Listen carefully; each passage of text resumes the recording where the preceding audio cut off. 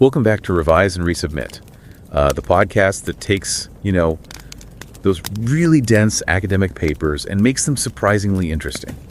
I'm Pavlov. And I'm Nikita. Okay, picture this. You've been grinding away at your job for a solid year. You are exhausted. You have 2 weeks of hard-earned vacation time, and you're planning that dream trip from Paris to Rome. So you're staring at the booking screen. Option A is the train. It's romantic, scenic, and it's just a fraction of the carbon of a flight. But it takes over 10 hours and costs 300 euros. Option B is a budget flight. 2 hours, 50 euros. In that moment, staring at the cursor, you feel this distinct physical tightness in your chest. It isn't just a calculation of time versus money. It's a clash of values. You want to be a good eco-citizen. You know the climate is in crisis. But you also desperately want those extra 8 hours to actually see the Colosseum. And you want that extra 250 euros for a nice dinner in Trastevere. You feel torn. You feel guilty. You're paralyzed. Or, let's be honest, you book the flight and feel bad about it for exactly 5 minutes until you start watching the in-flight movie. Well, perhaps, but that feeling, that specific paralyzing tension, is the subject of the groundbreaking article we're discussing today. It's titled Reframing Sustainable Consumption Toward an Ethical Dilemma Perspective. This paper was published just recently, January 2026, in the Journal of Business Ethics. And for those who are just starting their research journey, you should know the Journal of Business Ethics is an FT50 listed journal. That means it's one of the top 50 business journals in the world. So this is heavy-hitting academic rigor we're talking about, not a blog post. Exactly. The authors are Leila Elgaaied-Gambier from TBS Business School, Yassine Ladlai from CY Cergy Paris University, and Fanny Renew from the University of Rennes. And I really have to say this. Whether or not you subscribe to our show, please click the link in the notes and read this paper. It is just so thoughtfully crafted and rigorously peer-reviewed. So to set the context for our listeners who might be new to this field, let me try to summarize the core idea in simple English. For decades, the traditional view has been that sustainable consumption is basically an act of altruism. The assumption is that to be green, you have to sacrifice something. You do it for the planet, or you do it for other people. This paper, it challenges that. It argues that if we want to understand why people don't buy green products, the infamous green gap, we have to admit that consumers care about self-profit. That means their health, their convenience, their bank accounts. The authors propose a new framework that adapts the triple bottom line, planet, people, profit, to the individual, planet, people, self-profit. They argue we need to look at these choices not as simple decisions, but as actual ethical dilemmas. So I'll just lay my cards on the table. I believe this paper's inclusion of self-profit is a necessary, frankly long overdue evolution in academic theory. Previous definitions of sustainable consumption were just far too idealistic. They expected consumers to be these purely self-transcendent saints. I fully support the author's thesis that we have to validate individual well-being, health, savings, psychological satisfaction as a legitimate part of the sustainability equation. If we don't, that green gap is never going to close. We have to map reality as it is, not just as we wish it would be. Map reality as it is. That sounds very pragmatic. And look, I appreciate that the traditional models have been, somewhat naive about human nature. We aren't angels. But I approach this self-profit model with significant caution. The paper itself warns about the danger of self-myopia, or becoming too focused on oneself. So my position is this. By elevating self-interest to the exact same moral plane as planet and people, we risk justifying selfish behavior under the guise of a complex ethical dilemma. The framework is analytically useful, yes, I'll grant you that. But I maintain that the core tension remains. True sustainability often does require sacrifice. The paper acknowledges this when they bring up sufficiency and degrowth perspectives. And I just worry that validating self-profit so strongly gives consumers a kind of moral out. I can see why you might think that, but I'd offer a different perspective. I don't think it gives them a moral out. I think it gives researchers a map of the territory. If we don't map the terrain accurately, we can't navigate it. And the reality is, people care about their own lives. But let's get into the core debate.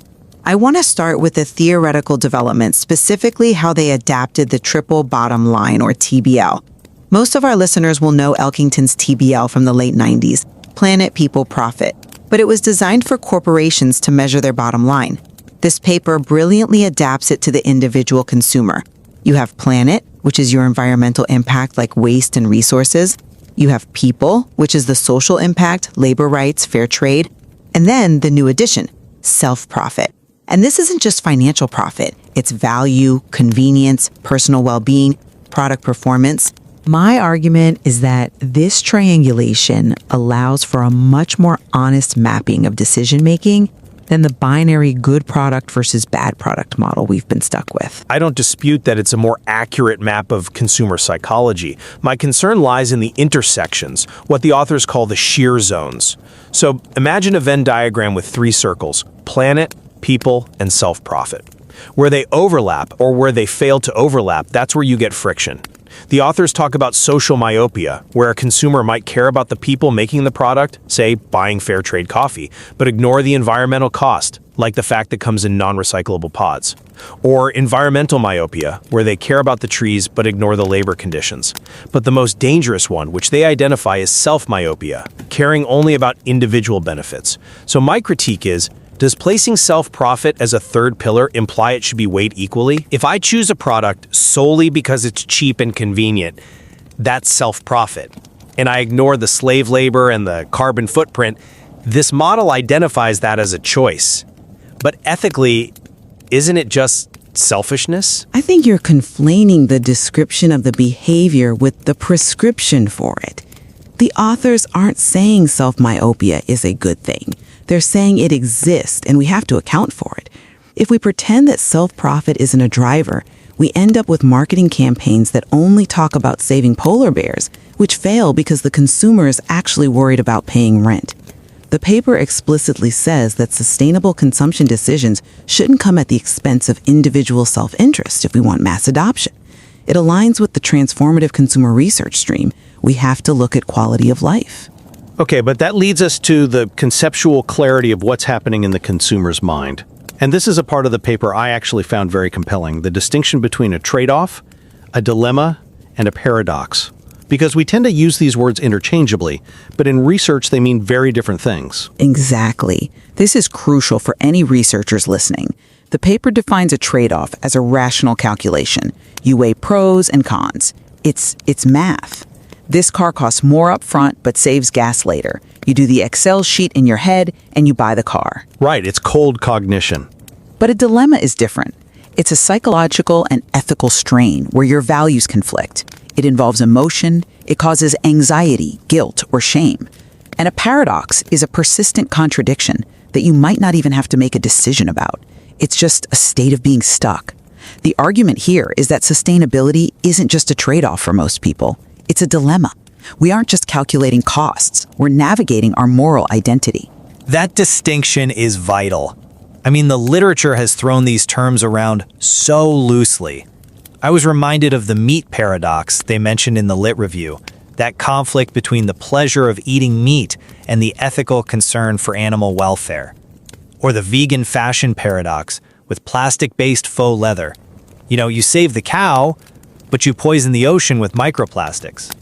My hesitation is that by labeling everything a dilemma, we might be over-intellectualizing what is sometimes just laziness. However, I will concede that the emotional component is real. The paper has a fascinating section on the dynamic interplay of cognition and affect. They mention neuroimaging studies that show moral dilemmas activate specific affective brain regions. It's not just the calculator part of the brain, it's the emotional part. When a consumer faces that choice between the train and the plane, it's not just time management, it's a little identity crisis. Am I a good person? Precisely. And that emotional load is why people freeze up. It explains the paralysis. And to understand that paralysis better, the authors developed a typology. They identified 9 distinct types of dilemmas. This is, in my opinion, the single most significant contribution of the paper for future researchers. It moves us away from this monolithic green consumer idea. There isn't one type of green consumer. There are people stuck in 9 different types of traps. Let's walk through a few of these because the examples really highlight the problem I have with including self-profit. Okay, well, let's look at type 1. This is planet versus people. No self-profit involved here. The example they give is a cosmetic brand. Imagine a brand that uses perfectly eco-friendly ingredients so the planet score is high. But they have a limited shade range that excludes minority skin tones, so they're failing the people dimension. A consumer who cares about both inclusivity and the environment faces a genuine ethical split there. It's not about their own money, it's about which altruistic value to prioritize. That I accept. That is a noble dilemma, a conflict of virtues. Or look at type 7, planet versus planet. They call this an endogenous dilemma. You're in a supermarket. You see organic cucumbers. Great for the soil, no pesticides. But they're wrapped in heavy plastic. Bad for waste. Next to them are non-organic cucumbers. Loose, no plastic. Which one is the green choice? The plastic waste or the chemical runoff? The consumer is just stuck. Those are valid structural failures of the market. I get that. But I want to focus on the dilemmas that involve self-profit, because that's where the rubber meets the road, and where the ethical danger, I think, really lies. So let's look at type 2, planet versus self-profit. This is the flyer's dilemma we started with. Comfort and speed versus carbon. Or what about type 9, self-profit versus self-profit? This one was fascinating to me, but also problematic. The example is a wearable fitness tracker. It offers health benefits, that's self-profit. But it risks your data privacy, also self-profit. Here, the planet isn't even involved. It's a conflict between 2 aspects of the consumer's own well-being. By categorizing this as a sustainable consumption dilemma, aren't we just analyzing standard consumer behavior? I'm not sure I buy that because sustainability in this new framework includes the sustainability of the individual. If the consumer burns out or loses their privacy or goes broke, they are not sustainable. But that stretches the definition of sustainability to the breaking point. If saving money is a sustainability activity, then buying a gas-guzzling clunker because it's cheap could be framed as a sustainable act for the individual's bank account. But that is the reality for the consumer. If a single mother has to choose between organic food that drains her budget or conventional food that lets her save for her child's education, that is a genuine ethical dilemma involving self-profit or family profit. It's not just selfishness, it's survival. I don't dismiss the hardship, I dismiss the categorization. When we tell that mother she's in an ethical dilemma, we're burdening her with the weight of the world. The problem there isn't her ethics, it's her wages. Which leads us right into the practical implications. Why does this typology matter? Well, it matters for marketers and for companies. The paper argues that companies need to stop forcing consumers into these dilemmas. They need to create bundled value propositions. For example, if you know your consumers are stuck in a planet versus self-profit dilemma type 2, you need to resolve it. A food delivery service can be green and affordable. If you align the circles, the dilemma vanishes. The paper also suggests things like flexible pricing or unbundling services, like that health app example, to let consumers navigate the tension themselves. That is the optimist's view. But we have to look at the boundary conditions and limitations the authors themselves mention. Dilemmas only exist if the consumer actually cares. The framework assumes an ethically aware subject. But we know there's a massive variable of indifference out there, the don't care crowd. This framework doesn't solve for them. If I don't care about the planet, I don't have a dilemma. I just buy the cheap flight and have a great time.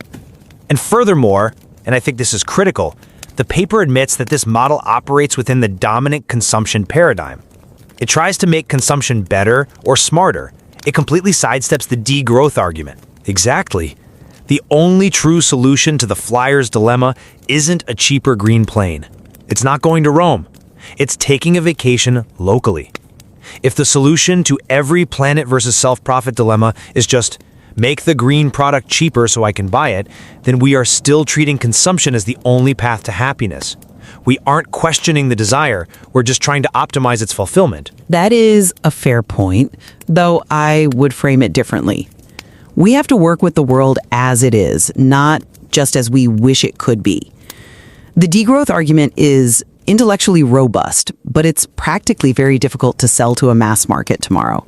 Stay home and be happy is not a winning slogan for 2026. This framework gives us tools to improve the situation now. By acknowledging self-profit, we stop shaming consumers and start designing solutions that actually fit their lives. The green gap is often a reality gap. We've been asking people to jump across this canyon of inconvenience. This paper suggests we build a bridge. I agree that building a bridge is better than shouting from the other side.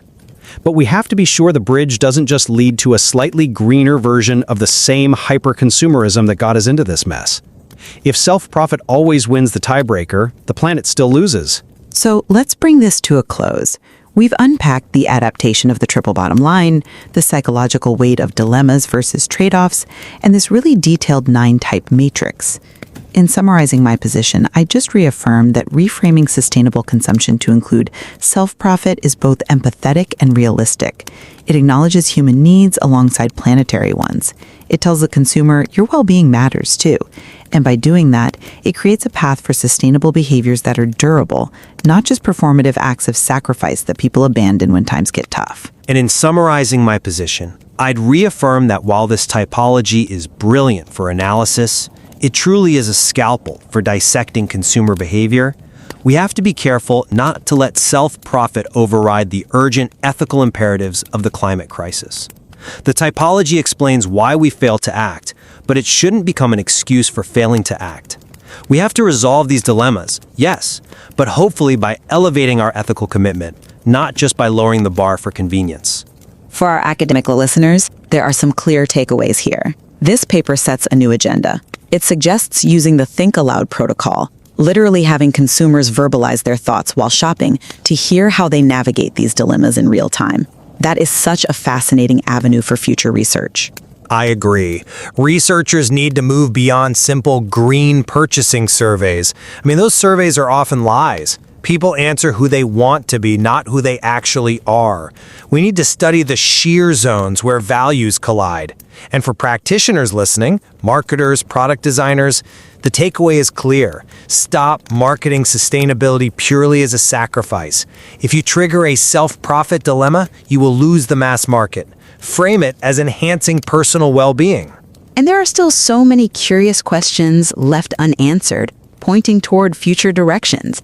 I find myself wondering, how does the self-profit dimension vary across different cultures? In a collectivist culture, is self-profit viewed differently than in an individualist one? I mean, in some cultures, self-profit might be deeply tied to community standing. That's a great question. I'm also curious about the neurobiology. Can we map these shear zones in the brain? Does a type 1 dilemma light up the brain differently than a type 9? And I wonder about moral licensing. If I resolve a dilemma, say I buy the hybrid car, does that give me a kind of moral license to slack off in other areas, like flying more? These are questions that only more research can answer. This paper, Reframing Sustainable Consumption Toward an Ethical Dilemma Perspective, is just a massive step forward in asking the right questions. Indeed. It shifts the conversation from why aren't they buying it to what is the internal struggle they are losing. And that is a much, much more productive place to start. We want to thank you for engaging with this complex, nuanced topic today. Please go to the show notes, click the link, and read the full article. You really have to see the complete 9-dilemma typology. It is well worth your time.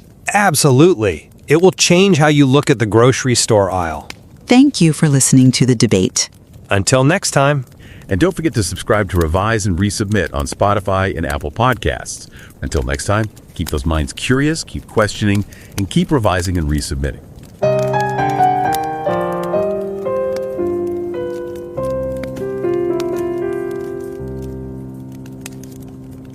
Revise and রিসাবমিটে স্বাগতম। আমি Pavlov. আর আমি নিকিতা। সেদিন বাজারে গেছি apple কিনতে। সামনে দুটো ঝুড়ি, একটার মধ্যে সুন্দর বড় চকচকে আপেল, মানে দেখলেই মন ভালো হয়ে যায়, দামও বেশ কম। আর পাশের ঝুড়িতে খানিকটা ছোট দাগ ছোপ লাগা নিষ্প্রাচনীয় চেহারার কিছু দেশীয় আপেল, কিন্তু সেগুলোর দাম প্রায় দ্বিগুণ। আমি জানি দেশীয় আপেলটা কেনা মানে স্থানীয় চাষিকে সাহায্য করা, পরিবহনের দূষণও কম, কিন্তু পকেট বলছে সস্তা চকচকে আপেলটাই নিতে। মিনিটখানেক ওই দুটো ঝুড়ির সামনে দাঁড়িয়ে আমার যে মানসিক দোটানা চলল, সেটাই যেন আজকের আলোচনার একদম সঠিক প্রেক্ষাপট। দারুণ একটা উদাহরণ দিয়ে শুরু হলো। এই যে একটা সাধারণ আপেল কেনার সিদ্ধান্ত, এর মধ্যেই কিন্তু লুকিয়ে আছে গভীর এক নৈতিক দ্বন্দ্ব। ঠিক। আর ঠিক এই দ্বন্দ্বগুলোকেই একেবারে নতুন চোখে দেখতে সাহায্য করেছে একটি অসাধারণ গবেষণাপত্র। আমাদের আজকের পুরো আলোচনাটা এই পেপারটিকে ঘিরেই। আচ্ছা। এটি প্রকাশিত হয়েছে জার্নাল অফ বিজনেস এথিক্সে, যা কিনা বিশ্বের অন্যতম সেরা মানে FT50 তালিকাভুক্ত একটি জার্নাল। তার মানে বোঝাই যাচ্ছে এর গুরুত্ব কতটা। গবেষণাপত্রটির শীর্ষনাম reframing sustainable consumption toward an ethical dilemma perspective.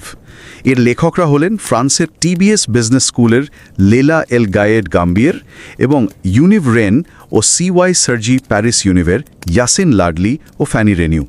আর আমরা আমাদের শ্রোতাদের একটা অনুরোধ করতে চাই। অবশ্যই আপনারা আমাদের এই আলোচনা শুনুন বা না শুনুন, এই থটফুলি ক্রাফটেড এবং রিগোরাসলি পিয়ার রিভিউড প্রবন্ধটি পড়ার জন্য অবশ্যই সময় বের করবেন। আমরা লিঙ্কটা শো নোটসে দিয়ে দিয়েছি। একদম। বিশেষ করে যারা একাডেমিক গবেষণার জগতে নতুন, তাদের জন্য এই পেপারটা একটা দারুণ কেস স্টাডি হতে পারে। যদি এক কথায় এর সারমর্ম বলতে হয়, তাহলে ব্যাপারটা এরকম: এতদিন ধরে পরিবেশ বান্ধব বা টেকসই ব্যবহারের গল্পটা আমাদের ভুলভাবে বলা হয়েছে। ভুলভাবে কিরকম? আমাদের শেখানো হয়েছে পরিবেশের ভালো করতে হলে নিজের ভালো, নিজের সুবিধে, নিজের আরামকে ত্যাগ করতে হবে। এটা একটা আত্মত্যাগের মতো। ঠিক, সবসময় একটা ছাড় দেওয়ার মানসিকতা। অর্গ্যানিক খাবার মানেই বেশি দাম, পরিবেশ বান্ধব গাড়ি মানেই হয়তো পারফরম্যান্স কম। ঠিক তাই, কিন্তু এই পেপারটা বলছে এই দৃষ্টিভঙ্গিটাই আসলে ভুল। লেখকরা বলছেন টেকসই ব্যবহারের সংজ্ঞার মধ্যে ব্যক্তির নিজের ভালো থাকাকেও একটা গুরুত্বপূর্ণ অংশ হিসেবে দেখতে হবে। আচ্ছা। আর যেই মুহূর্তে আপনি ব্যক্তির স্বার্থকে এই সমীকরণে নিয়ে আসবেন, তখনই জন্ম নেবে আসল দ্বন্দ্বগুলো, যেগুলোকে এতদিন আমরা এড়িয়ে গেছি। এই দৃষ্টিভঙ্গির পরিবর্তনটাই এই গবেষণার আসল চমক।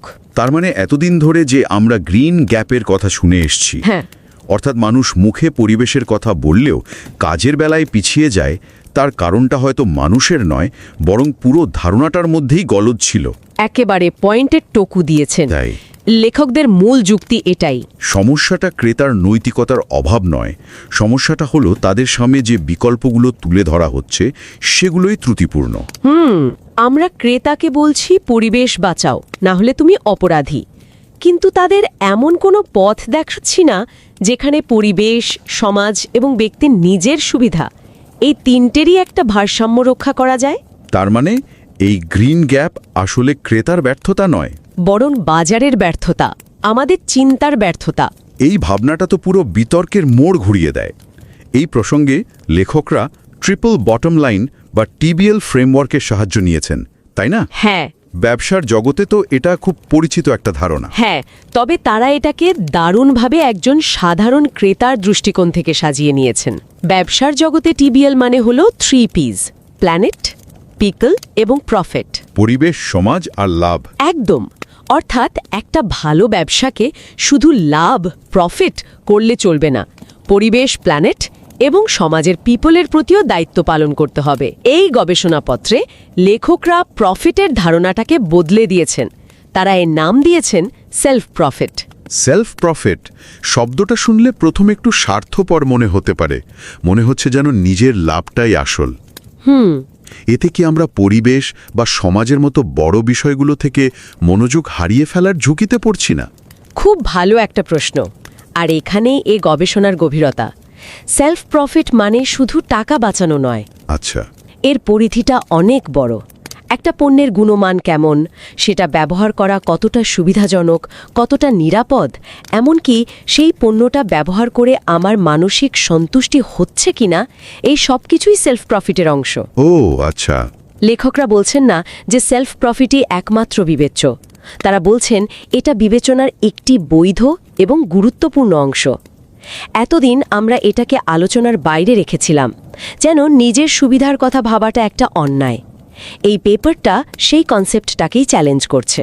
আচ্ছা, তাহলে নতুন কাঠামোটা দাঁড়ালো প্ল্যানেট, পিপল এবং সেলফ প্রফিট, পরিবেশ, সমাজ এবং ব্যক্তির স্বার্থ। ঠিক। সেলফ প্রফিট শব্দটা শুনলে প্রথমে একটু স্বার্থপর মনে হতে পারে, মনে হচ্ছে যেন নিজের লাভটাই আসল। এতে কি আমরা পরিবেশ বা সমাজের মতো বড় বিষয়গুলো থেকে মনোযোগ হারিয়ে ফেলার ঝুঁকিতে পড়ছি না? খুব ভালো একটা প্রশ্ন, আর এখানেই গবেষণার গভীরতা। সেলফ প্রফিট মানে শুধু টাকা বাঁচানো নয়। আচ্ছা। এর পরিধিটা অনেক বড়। একটা পণ্যের গুণমান কেমন, সেটা ব্যবহার করা কতটা সুবিধাজনক, কতটা নিরাপদ, এমনকি সেই পণ্যটা ব্যবহার করে আমার মানসিক সন্তুষ্টি হচ্ছে কিনা, এই সব কিছুই সেলফ প্রফিটের অংশ। ও আচ্ছা। লেখকরা বলছেন না যে সেলফ প্রফিটই একমাত্র বিবেচ্য। তারা বলছেন এটা বিবেচনার একটি বৈধ এবং গুরুত্বপূর্ণ অংশ। এতদিন আমরা এটাকে আলোচনার বাইরে রেখেছিলাম, যেন নিজের সুবিধার কথা ভাবাটা একটা অন্যায়। এই পেপারটা সেই কনসেপ্টটাকেই চ্যালেঞ্জ করছে। আচ্ছা, তাহলে নতুন কাঠামোটা দাঁড়ালো প্ল্যানেট, পিপল এবং সেলফ প্রফিট, পরিবেশ, সমাজ এবং ব্যক্তির স্বার্থ। ঠিক। কিন্তু আমার মাথায় যে প্রশ্নটা আসছে, এই তিনটে কি প্রায়শই একে অপরের সঙ্গে সংঘাতে জড়ায় না? আমার আপেল কেনার গল্পের মতোই। ঠিক এখানেই তো আসল খেলাটা শুরু হয়। এই তিনটে স্তম্ভের সংঘাত থেকেই জন্ম নেয় বিভিন্ন ধরনের নৈতিক দ্বিধা বা এথিক্যাল ডিলেমা। লেখকরা মোট 9 ধরনের দ্বিধার কথা বলেছেন। যখনই আমরা এই তিনটির মধ্যে কোনো একটিকে বাঁচতে যাই, অন্য এক বা দুটি দিকে আমাদের আপোষ করতে হয়, আর তখনই ক্রেতা হিসেবে আমরা একটা মানসিক চাপের মধ্যে পড়ি। কয়েকটা উদাহরণ দিলে ব্যাপারটা আরও পরিষ্কার হবে। আমার আপেলের উদাহরণটা তো প্ল্যানেট এবং পিপল, মানে স্থানীয় চাষি বনাম সেলফ প্রফিট, মানে কম দাম, এর দ্বন্দ্ব। আর কিটি হতে পারে? আর একটা খুব ইন্টারেস্টিং দ্বন্দ্ব হলো প্ল্যানেট বনাম পিপল। প্ল্যানেট বনাম পিপল। হ্যাঁ, ধরুন একটা কসমেটিক ব্র্যান্ড এমন সব উপাদান দিয়ে তাদের প্রোডাক্ট বানায় যা সম্পূর্ণ পরিবেশ বান্ধব, কোনো ক্ষতিকারক কেমিক্যাল নেই। খুব ভালো কথা। খুবই ভালো। কিন্তু তারা মাত্র 3-4টে শেডের ফাউন্ডেশন বানায়, যা মূলত ফর্সা ত্বকের জন্য। অন্যদিকে আর একটা ব্র্যান্ড আছে যারা ত্বকের বৈচিত্র্যকে সম্মান করে, 50টা ভিন্ন ভিন্ন শেডের ফাউন্ডেশন বানায়, যাতে সবাই নিজের ত্বকের রঙের প্রোডাক্ট খুঁজে পায়। কিন্তু তাদের উপাদানগুলো হয়তো ততটা পরিবেশ বান্ধব নয়।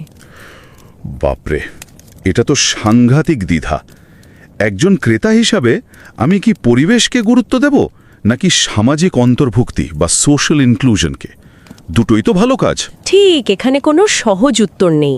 আরও একটা উদাহরণ দিই যেটা আমাকে খুব ভাবিয়েছে। প্ল্যানেট বনাম প্ল্যানেট। প্ল্যানেট বনাম প্ল্যানেট অর্থাৎ দুটোই পরিবেশগত বিষয়, কিন্তু তারা পরস্পর বিরোধী। ধরুন আপনি একটা জুস কিনবেন। আচ্ছা। একটা বোতলে আছে অর্গ্যানিক জুস, কিন্তু বোতলটা প্লাস্টিকের, যা পরিবেশের জন্য ক্ষতিকর।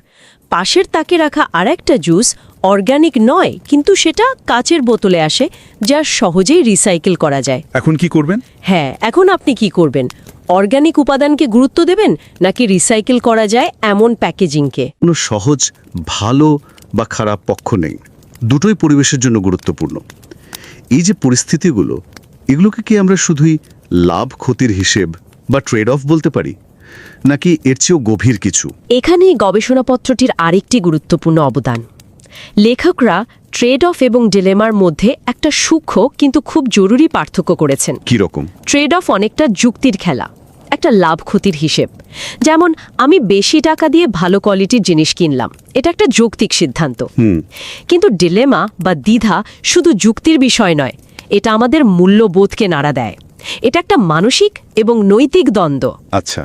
দ্বিধার ক্ষেত্রে যে পথটাই আমি বেছে নিই না কেন, আমার মনে একটা অতৃপ্তি থেকে যায়।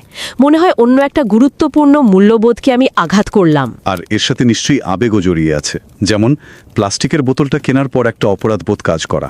একদম। বা কাঁচের বোতলটা কিনে একটা গর্বের অনুভূতি হওয়া। একদম। এই আবেগগুলোই আমাদের ভবিষ্যতের আচরণকে প্রভাবিত করে।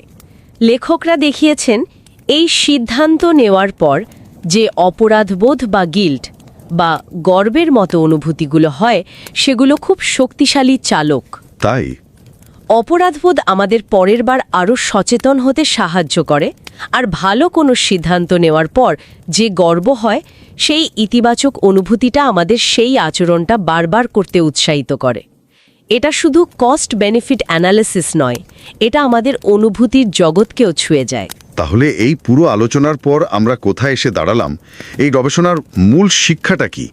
যদি একজন একাডেমিক বা একজন কর্পোরেট ম্যানেজার এই আলোচনা শুনছেন, তাদের জন্য বার্তাটা কি? একাডেমিকদের জন্য বার্তাটা হলো টেকসই ব্যবহার নিয়ে গবেষণার ফোকাসটা বদলানো দরকার।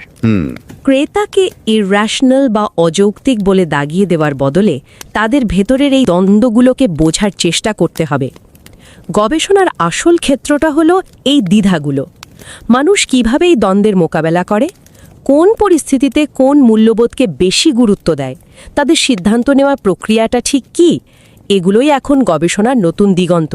আর যারা বাজারে পণ্য বিক্রি করছেন, সেই মার্কেটারদের জন্য তাদের কি ক্রেতাকে আরও বেশি করে পরিবেশ নিয়ে জ্ঞান দেওয়া উচিত? একদমই না। তাদের জন্য বার্তাটা আরও সোজাসাপটা। ক্রেতাকে অপরাধবোধে ভোগানো বন্ধ করুন। আচ্ছা, তাদের বক্তৃতা না দিয়ে তাদের সমস্যা সমাধান করুন। এমন পণ্য ডিজাইন করুন যা এই দ্বিধাগুলোকে কমিয়ে আনে। এমন কিছু তৈরি করার চেষ্টা করুন যা গ্রিন বাট অ্যাফোর্ডেবল বা কনভিনিয়েন্ট অ্যান্ড ইকো ফ্রেন্ডলি। বাহ! আপনার কাজ ক্রেতাকে দ্বিধায় ফেলা নয়, বরং তাদের দ্বিধা থেকে মুক্তি দেওয়া। ক্রেতার সেলফ প্রফিটকে সম্মান করুন, তাকে শত্রু ভাবা বন্ধ করুন। এই আলোচনাটা সত্যি অনেক নতুন দিক খুলে দিল। এটা আমাকে ভাবতে বাধ্য করছে যে এরপর আর কি কি প্রশ্ন আসতে পারে। এই গবেষণা ভবিষ্যতের জন্য কোন দরজাগুলো খুলে দিচ্ছে? লেখকরা নিজেরাই শেষে কিছু দারুণ প্রশ্ন রেখে গেছেন। যেমন, প্রথমত, সব মানুষ কি এই দ্বিধাগুলো একইভাবে অনুভব করে, নাকি কিছু বিশেষ ধরনের ব্যক্তিত্ব বা যাদের মূল্যবোধ খুব স্বচ্ছ তারাই মানসিক চাপে বেশি ভোগেন? সংস্কৃতির কি কোনো ভূমিকা আছে এখানে? এটাও একটা ইন্টারেস্টিং প্রশ্ন হতে পারে যে মানুষ যখন এই দোটানায় পড়ে, তখন তারা কি মাথা দিয়ে ভাবে নাকি মন দিয়ে, অর্থাৎ যুক্তি দিয়ে সিদ্ধান্ত নেয় নাকি আবেগের বশে? চমৎকার প্রশ্ন। আর তৃতীয়ত, একটা দ্বিধাপূর্ণ সিদ্ধান্ত নেওয়ার পর কি হয়? মানুষ কি নিজের সিদ্ধান্তের পক্ষে নানা রকম যুক্তি সাজিয়ে নিজেকে সান্ত্বনা দেয়? নিজের মনকে বোঝানো আর কি। হ্যাঁ, নাকি পরের বার কেনাকাটা করতে গিয়ে আগের ভুল শুধরে নেওয়ার চেষ্টা করে? যেমন, আজ প্লেনে চড়ে কার্বন নিঃসরণ করার অপরাধ বোধ থেকে পরের সপ্তাহে কি তারা বেশি করে গাছ লাগায়? এই আচরণগত দিকগুলো বোঝা খুব জরুরি। আর সবশেষে সরকার বা নীতি নির্ধারকদেরও তো একটা ভূমিকা আছে। অবশ্যই। কোম্পানি বা সরকার কি এমন কোনো ব্যবস্থা তৈরি করতে পারে যা এই দ্বিধাগুলো কমায়? যেমন তথ্যের স্বচ্ছতা বাড়ানো, যাতে আমরা সহজেই জানতে পারি কোন পণ্যটা আদতে কতটা টেকসই, বা পরিবেশ বান্ধব বিকল্পগুলোকে আরও সহজলভ্য এবং সাশ্রয়ী করে তোলা। এই প্রশ্নগুলো নিয়ে আগামী দিনে আরও অনেক কাজ হওয়ার সুযোগ আছে। আলোচনাটা শেষ করার আগে আমার মাথায় একটা বড় প্রশ্ন ঘুরছে। আমরা এতক্ষণ কথা বললাম সঠিক পণ্য বেছে নেওয়া নিয়ে, সঠিক আপেল, সঠিক ফাউন্ডেশন, সঠিক জুস। কিন্তু টেকসই জীবনযাত্রার মানে কি কেবল সঠিক পণ্য বেছে নেওয়া, নাকি এর থেকেও বড় কোনো প্রশ্ন এখানে লুকিয়ে আছে? এটাই হয়তো $1 মিলিয়ন প্রশ্ন। এই ব্যক্তিগত দ্বিধাগুলো সমাধান করা নিঃসন্দেহে জরুরি, কিন্তু তার পাশাপাশি আমাদের এটাও ভাবতে হবে যে এর সমাধান কি আরও ভালো ভোগে, মানে বেটার কনজামশনে, নাকি কম ভোগে, লেস কনজামশনে। ঠিক। এই যে সাফিসিয়েন্সি, মানে যতটুকু দরকার ততটুকুই ব্যবহার করা, বা ডিগ্রোথের মতো বড় ধারণাগুলো আসছে, সেগুলোর সঙ্গে এই ব্যক্তিগত পছন্দের সম্পর্ক কি? তাই তো। হয়তো শুধু সঠিক পণ্য কেনাই যথেষ্ট নয়, বরং আমাদের সামগ্রিকভাবে ভোগের পরিমাণ নিয়েও ভাবার সময় এসেছে।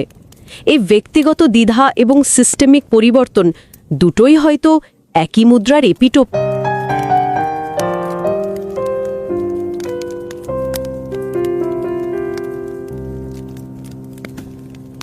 नमस्कार।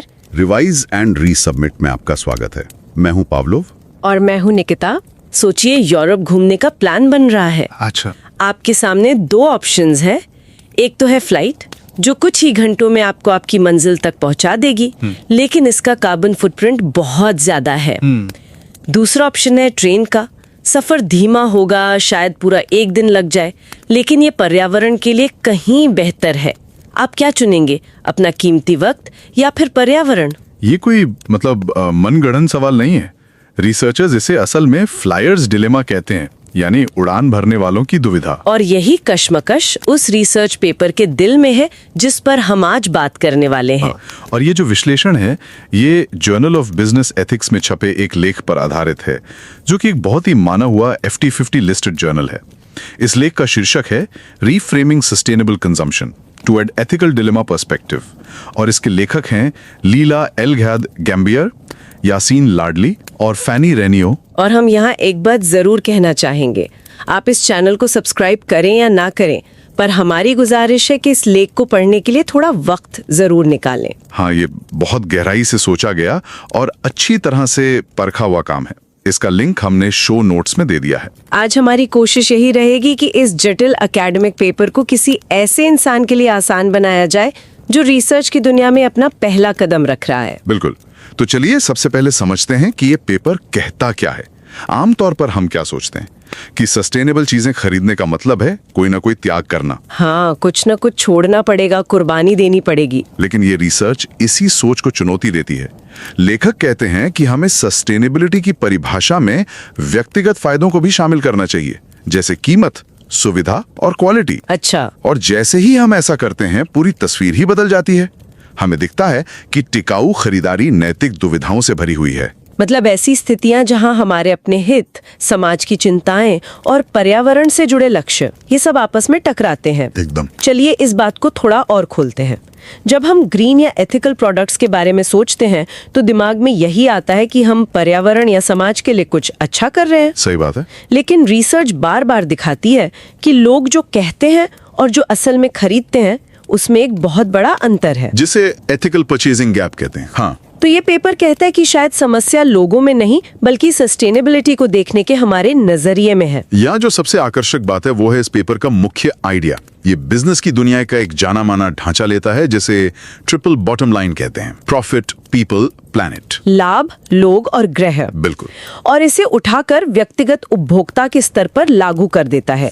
तो ये बन जाता है सेल्फ प्रॉफिट, पीपल, प्लैनेट। वाह, मतलब व्यक्तिगत लाभ, लोग और ग्रह। हाँ, ये नजरिया उपभोक्ता को सिर्फ स्वार्थी या सिर्फ परोपकारी इन दो खांचों में नहीं बांटता, बल्कि उसे एक ऐसे व्यक्ति के रूप में देखता है जो इन तीन बराबर जरूरी स्तंभों के बीच संतुलन बनाने की कोशिश कर रहा है। एकदम सही।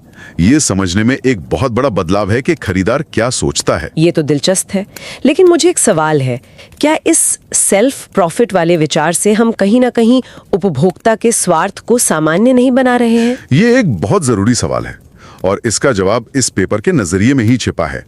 इसका मकसद स्वार्थ को बढ़ावा देना नहीं है बल्कि सच्चाई को स्वीकार करना है। सच्चाई को स्वीकार करना। हाँ, सच्चाई ये है कि कीमत, क्वालिटी और सुविधा हमारे फैसलों का एक अहम हिस्सा है। इसे नजरअंदाज करके हम असलियत के करीब नहीं पहुंच सकते। समझ गई। तो ये एक ज्यादा यथार्थवादी नजरिया है। हाँ, ये ढांचा कहता है कि परोपकारिता जरूरी है लेकिन व्यक्तिगत जरूरतों को अनदेखा करना भी ठीक नहीं है। असली चुनौती इन दोनों के बीच सही संतुलन बनाने में है। अच्छा, तो शोधकर्ताओं ने इस ढांचे को बनाया कैसे? क्या उन्होंने कोई सर्वे किया? ये सवाल किसी भी नए रिसर्चर के लिए बहुत मायने रखता है। आपका सवाल बिल्कुल सही जगह पे है। ये एक कॉन्सेप्चुअल पेपर है। कॉन्सेप्चुअल पेपर मतलब? इसका मतलब है कि लेखकों ने कोई नया डेटा इकट्ठा नहीं किया, जैसे सर्वे या एक्सपेरिमेंट करके। इसके बजाय उन्होंने जो भी रिसर्च पहले से मौजूद है उसका बहुत गहरा विश्लेषण किया। अच्छा। और उसके आधार पर एक नया सैद्धांतिक ढांचा प्रस्तावित किया और फिर अपने तर्क को साबित करने के लिए लॉजिक और उदाहरणों का इस्तेमाल किया। तो इसका मतलब है कि यहाँ डेटा असल में पिछले कई सालों की रिसर्च और ज्ञान है। एकदम सही। ये रिसर्च का एक बहुत शक्तिशाली तरीका है। ये किसी भी विषय को एक नई दिशा दे सकता है। ये विचारों के नक्शे को फिर से बनाने जैसा है। जरूर।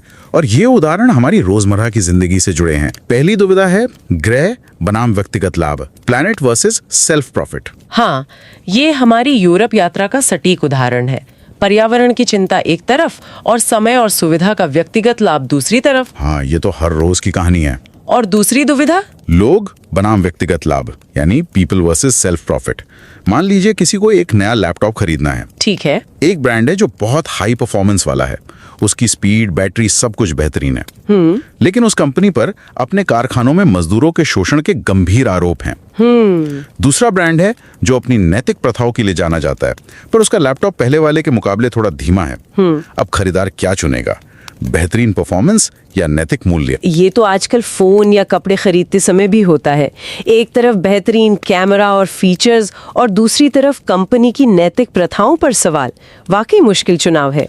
और तीसरी दुविधा, जो सबसे जटिल दुविधाओं में से एक है, वो है ग्रह बनाम ग्रह, प्लैनेट वर्सेस प्लैनेट। ये कैसे? सोचिए आप सुपरमार्केट में ट्रेल मिक्स का पैकेट खरीद रहे हैं। एक ऑप्शन पूरी तरह से ऑर्गेनिक है, जो पर्यावरण के लिए अच्छा है, लेकिन वो बहुत सारी प्लास्टिक की परतों वाली पैकेजिंग में आता है, जिससे कचरा बढ़ता है। बिल्कुल। और दूसरा ऑप्शन नॉन ऑर्गेनिक है, लेकिन वो एक सिंगल कंपोस्टेबल बैग में आता है, जिससे पैकेजिंग का कचरा कम से कम होता है। तो यहाँ दो पर्यावरणीय लक्ष्य आपस में ही टकरा रहे हैं, ऑर्गेनिक खेती को बढ़ावा देना और प्लास्टिक कचरे को कम करना। एकदम। ये दिखाता है कि पर्यावरण के लिए अच्छा होना भी हमेशा सीधा और सरल नहीं होता। वाह, ये प्लैनेट वर्सेस प्लैनेट वाला उदाहरण तो चौंकाने वाला है। मैंने कभी इस तरह से नहीं सोचा था कि मेरे दो अच्छे विकल्प भी आपस में टकरा सकते हैं। और ये तो बस एक झलक है। पेपर में और भी दुविधाओं की बात है, जैसे लोग बनाम लोग। आप एक स्थानीय कारीगर से खरीदते हैं ताकि उसकी मदद हो, लेकिन वो प्रोडक्ट किसी बड़ी फैक्ट्री में बने प्रोडक्ट से ज़्यादा महंगा है, जिसे खरीदने से शायद सैकड़ों लोगों को रोजगार मिलता हो। ये तो बहुत जटिल है। हाँ, या फिर गृह बनाम लोग, जैसे पर्यावरण बचाने के लिए किसी फैक्ट्री को बंद करने का फैसला, जिससे वहाँ काम करने वाले लोगों की नौकरियां चली जाएं। ये जटिलता ही शायद ये समझाती है कि कभी-कभी खरीदारी करते हुए इतना तनाव क्यों महसूस होता है। ये सिर्फ एक तार्किक फैसला नहीं होता है ना? इसमें तो भावनाएं। आपने बिल्कुल सही नस पकड़ी है। ये एक बेहद महत्वपूर्ण बिंदु है। ये सब सिर्फ तर्क के बारे में नहीं है। खरीदारी एक बहुत ही भावनात्मक प्रक्रिया है। कैसे? पर्यावरण को हो रहे नुकसान के बारे में अपराध बोध यानी गिल्ट, एक नैतिक विकल्प चुनने पर होने वाला गर्व, या मजदूरों के हालत के प्रति सहानुभूति, ये सब भाव इन फैसलों को बहुत गहराई से प्रभावित करते हैं। तो जब कोई दुविधा सामने आती है तो ये भावनाएं और भी तेज हो जाती होंगी। हाँ, जब कोई नैतिक दुविधा हमारे मूल मूल्यों को चुनौती देती है तो ये चिंता और तनाव पैदा कर सकती है। रिसर्च की भाषा में इसे संज्ञानात्मक असंगति या कॉग्निटिव डिसोनेंस कहते हैं। Cognitive dissonance. ये वो असहज मानसिक स्थिति है जब हमारी मान्यताएं और हमारे काम एक दूसरे से मेल नहीं खाते। जैसे हम मानते हैं कि प्लास्टिक खराब है, लेकिन फिर भी प्लास्टिक की बोतल में पानी खरीद लेते हैं। हाँ, ये तो होता है। इस बेचैनी से बचने के लिए लोग या तो अपना व्यवहार बदलते हैं या फिर अपने कामों को सही ठहराने के लिए कोई ना कोई तर्क गढ़ लेते हैं, जैसे एक बोतल से क्या फर्क पड़ेगा। ये सब सुनकर तो लग रहा है कि ये पेपर सिर्फ खरीदारों के बारे में नहीं, बल्कि इंसान होने के बारे में भी बहुत कुछ कहता है। तो इस पूरी बातचीत का निचोड़ क्या है? देखिए, इसके कई स्तर हैं। शिक्षाविदों और शोधकर्ताओं के लिए ये पेपर उपभोक्ता व्यवहार का अध्ययन करने का एक बिल्कुल नया रास्ता खुलता है। ये सिर्फ ये नहीं पूछता कि लोग ग्रीन उत्पाद क्यों नहीं खरीदते, बल्कि ये पूछता है कि वे किन दुविधाओं का सामना करते हैं। बिल्कुल, ये 9 दुविधाओं का एक ऐसा ढांचा देता है जिसे आगे चलकर परखा जा सकता है। और पेपर में भविष्य के शोध के लिए 5 स्पष्ट दिशाएं भी दी गई हैं। मतलब ये भविष्य के शोधकर्ताओं के लिए एक पूरा रोड मैप है। हाँ, ये ऐसे रोमांचक सवाल खड़े करता है, जैसे इन 9 दुविधाओं में से कौन सी लोगों को सबसे ज्यादा परेशान करती है। इन स्थितियों में वे तर्क का इस्तेमाल करते हैं या भावनाओं का। और सबसे महत्वपूर्ण, कौन सी रणनीतियां इन दुविधाओं को हल करने में मदद कर सकती हैं। सही, ये तो रिसर्चर्स के लिए हो गया। और कंपनियों और नीति निर्माताओं के लिए, उनके लिए इसमें क्या है? उनके लिए ये एक बहुत ही व्यवहारिक संदेश है। उन्हें सिर्फ अपने उत्पादों पर हरा या नैतिक का ठप्पा लगाकर नहीं बेचना चाहिए। ये तरीका पुराना हो गया है। हाँ, उन्हें ये समझना चाहिए कि उनके ग्राहक किन खास दुविधाओं का सामना कर रहे हैं और ऐसे उत्पाद या सेवाएं बनानी चाहिए जो उन दुविधाओं का सीधा समाधान करें। इसका कोई उदाहरण दे सकते हैं? जरूर। जैसे सिर्फ पर्यावरण अनुकूल कहने के बजाय एक कंपनी कह सकती है, ये महंगा है लेकिन ये 10 साल चलेगा, जिससे आपका पैसा और पर्यावरण दोनों बचेंगे। ये सीधे तौर पर गृह बनाम व्यक्तिगत लाभ की दुविधा को संबोधित करता है। एकदम। नीति निर्माता भी एक बड़ी भूमिका निभा सकते हैं। वे उपभोक्ताओं को शिक्षित कर सकते हैं खासकर उन मामलों में जब दो पर्यावरणीय लक्ष्य आपस में टकराते हैं। जैसे हमारा ऑर्गेनिक बनाम पैकेजिंग वाला उदाहरण। हाँ, एक स्पष्ट इको लेबल सिस्टम बना सकते हैं जो लोगों को अधिक जानकारी के साथ निर्णय लेने में मदद करे। तो ये ग्राहकों को दोषी महसूस कराने के बजाय उनकी मुश्किलों को हल करने में मदद करने जैसा है। बिल्कुल। और अंत में ये पेपर हमें एक और भी गहरे सवाल के साथ छोड़ जाता है। वो क्या? देखिए, ये ढांचा हमें खपत की मौजूदा प्रणाली के भीतर बेहतर विकल्प बनाने में मदद करता है, लेकिन कुछ विद्वान तर्क देते हैं कि असली समस्या तो प्रणाली में ही है। आप कहना चाहते हैं कि बेहतर कार खरीदने के बजाय सवाल ये होना चाहिए कि क्या हमें कार की जरूरत है भी या नहीं? एकदम। ये एक महत्वपूर्ण सवाल उठाता है।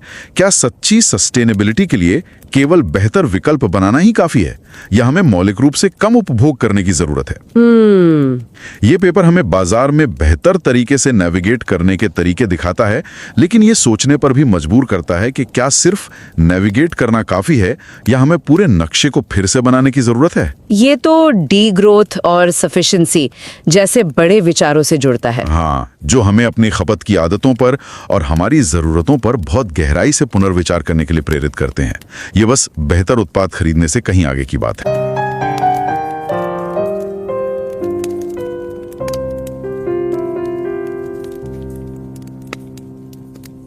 Forestil dig lige det her. Du er ved at planlægge den der europæiske drømmerejse, ikke? Fra Paris til Rom. Du tjekker billetterne, og flyet er jo bare hurtigt.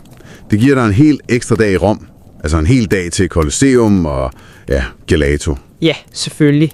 Men så kommer den der navnefornemmelse i baghovedet. CO2-aftrykket. Den kender man godt. Præcis. Og alternativet er toget. Det er smukt, det er bedre for planeten, men altså, det æder jo en hel dag af din ferie. En dyrebar dag. En dag, du aldrig får igen. Lige præcis. Hvad gør du så? Vælger du din egen tid, din egen oplevelse, eller vælger du planeten? Netop den der indre brydekamp, den er kernen i det, vi skal tale om i dag. Og den følelse, den er faktisk omdrejningspunktet for en helt ny og utrolig tankevækkende konceptuel artikel. Okay. Den er netop blevet publiceret i det prestigefyldte Journal of Business Ethics. Wow.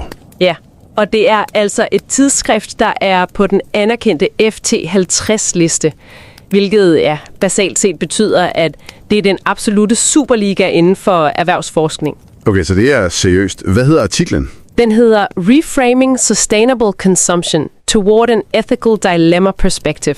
Og hvem er forfatterne bag? Det er Elgaaied-Gambier fra TBS Business School i Toulouse, Yacine Ladli fra CU Sergi Paris Universitet og Fanny Renyu fra Universitetet i Rennes. Og vi vil virkelig opfordre dig til at læse den. Uanset om du lytter med fast eller ej, så tag dig tid til det her. Helt sikkert. Det er en virkelig solid og gennemtænkt artikel. Den giver et fantastisk indblik i, hvordan man bygger ny teori, især hvis du selv skal i gang med din egen forskning. Lige præcis. Vi har selvfølgelig lagt et link i show notes. Men lad os lige starte et andet sted.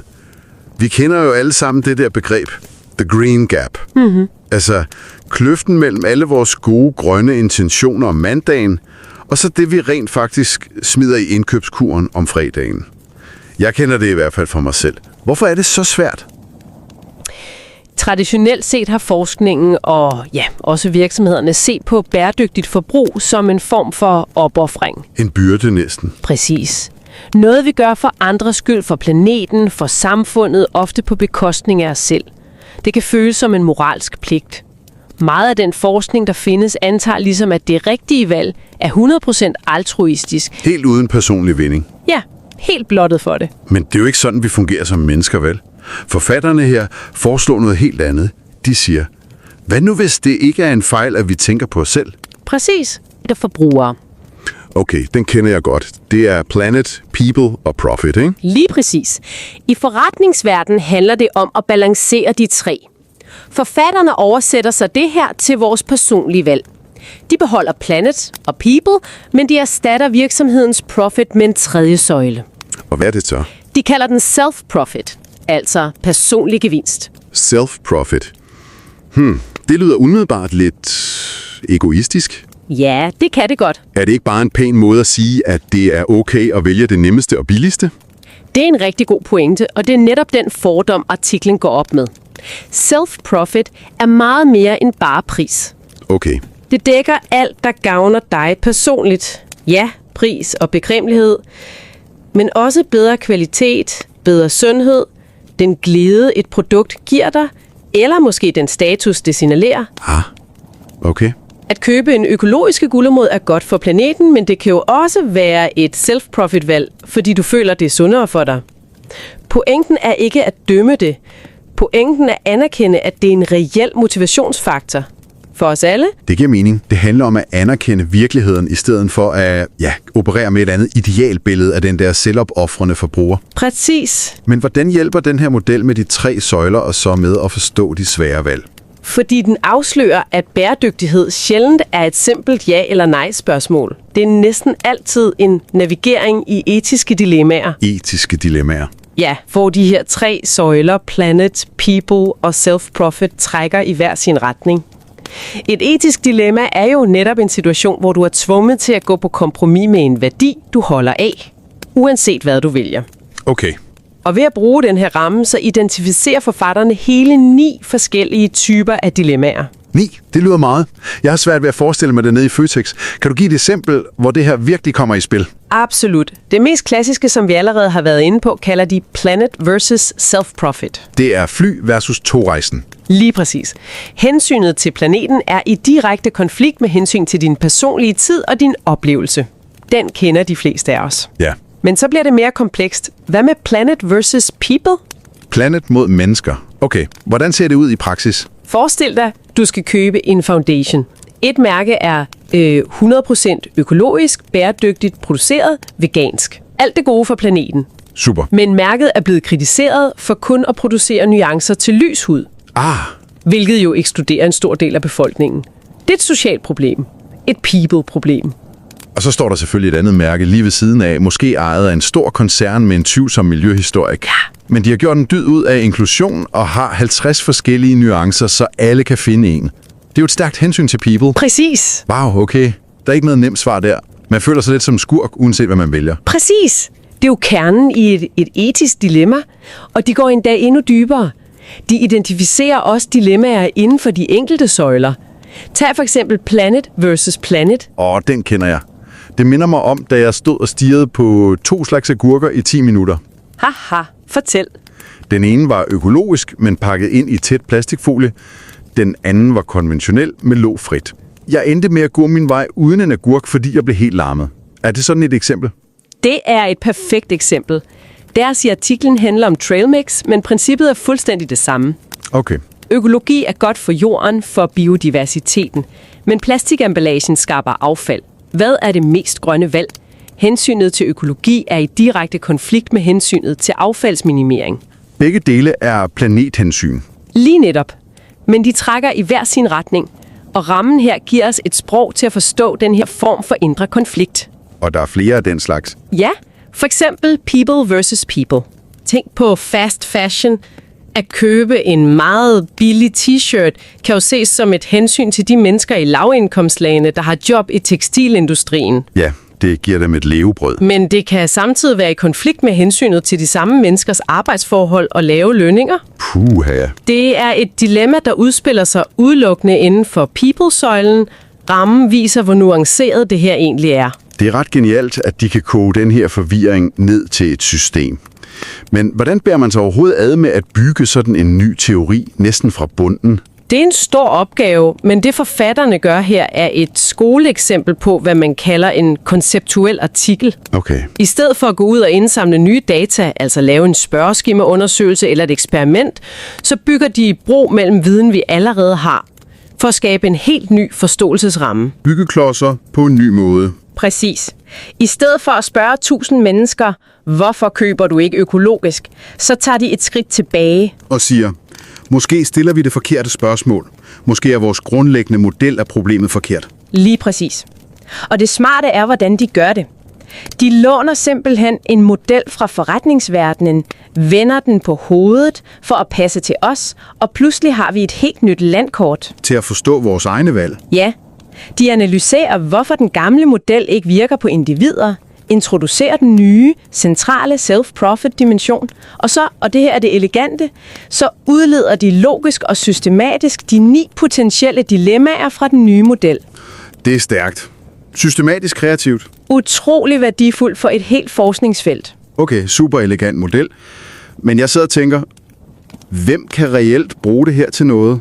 Altså, ud over andre forskere, hvad er den praktiske konsekvens for mig eller for virksomhederne? For forskere åbner det en masse nye døre. I stedet for at blive ved med at undersøge The Green Gap, kan man nu spørge, hvilke specifikke dilemmaer kæmper forbrugerne med? I forhold til et specifikt produkt? Præcis. Og hvordan løser de dem? Forfatterne skitserer selv 5 konkrete veje til fremtidig forskning. Men for virksomheder er det her potentielt guld værd. Hvordan det? Ved at forstå, hvilke etiske dilemmaer og deres produkter skaber for dig, kan de begynde at designe løsninger. Okay, giv et eksempel. Artiklen nævner et godt et med en madleveringstjeneste. De kunne identificere, at mange kunder kæmper med et planet versus self-profit dilemma. De vil gerne spise klimavenligt, men de har også et stramt budget. Den kender man. Lige præcis. Så i stedet for bare at have en fane på hjemmesiden, der hedder grønne valg, som typisk er dyrere, ja, kunne de bevidst udvikle en produktlinje, der er en grøn og billig løsning. En løsning, som direkte adresserer og løser konflikten for kunden. Det handler simpelthen om at fjerne de svære valg. Netop. Ved at tænke i dilemmaer, kan virksomheder gå fra at være en del af problemet til at blive en del af løsningen. Det er en motor for innovation. Det er interessant. Tænk på bilindustrien. En elbil løser delvis et planet versus self-profit dilemma, fordi den er billigere i drift end en benzinbil. Men den kan skabe nye dilemmaer. Som hvad? For eksempel et planet versus people dilemma, hvis batterierne udvindes under problematiske forhold. Okay, selvfølgelig. En virksomhed, der kan løse begge dele, har jo en enorm konkurrencefordel. Så det handler om at finde de der smertepunkter, de etiske knuder hos os som forbrugere, og så designe sit produkt, så det løsner knuden op. Præcis. Det er en helt anden måde at tænke markedsføring på. Ikke bare at appellere til folks dårlige samvittighed. Det er en meget mere proaktiv og løsningsorienteret tilgang. I stedet for at sige, du bør ofre dig, siger man, vi har fjernet behovet for, at du skal ofre dig. Det er en fundamental ændring. Så hvis vi skal samle op, det grundlæggende skift, som denne artikel foreslår, er, at vi skal gå væk fra at se bæredygtighed som en slags moralsk pligt til selvopofring. Ja. Og i stedet anerkende det som det i virkeligheden er for de fleste af os, en kompleks balancegang. En konstant forhandling mellem hensyn til planeten, til andre mennesker, og helt legitimt til os selv. Præcis. Og det efterlader dig med et sidste, større spørgsmål at tænke over. Okay. Den her ramme er utrolig nyttig til at forstå de valg, vi træffer inden for vores nuværende system. Den hjælper os med at analysere, hvorfor vi vælger produkt A frem for produkt B. Ja. Men kan vi reelt opnå bæredygtighed ved at blot at træffe bedre forbrugsvalg? Eller kræver ægte bæredygtighed, at vi fundamentalt reducerer vores samlede forbrug? Hvad sker der, når det mest etiske valg ikke er at vælge mellem 2 produkter, men slet ikke at forbruge?